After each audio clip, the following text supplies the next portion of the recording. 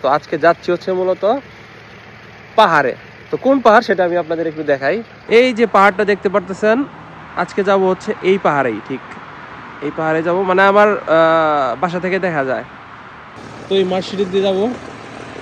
তো এই গাড়িটা হচ্ছে মূলত আমার ক্রাশ। আমি আগে বিএমডাব্লিউ খুব বেশি পছন্দ করতাম, তো এখন মার্সিডিজ দেখার পরে আমার আর বিএমডাব্লিউ ভালো লাগে না। তো দেখা হচ্ছে পাহাড়ে। কোনো প্ল্যান ছিল না, হুটহাট করেই বেরিয়ে পড়ছি আর কি। আগের দিন হঠাৎ রাতে ডিসিশন হয়েছে যে কাল সকালে পাহাড়ে যাব, তো সেই উদ্দেশ্যে বের হয়েছি।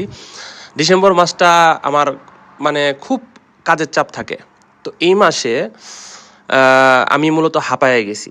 তো যার কারণে আসলেই দরকার ছিল এমন একটা ট্যুরের।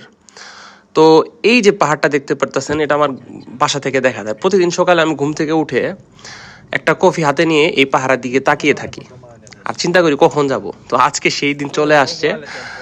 তো আজকে আমি মানে খুবই আনন্দিত।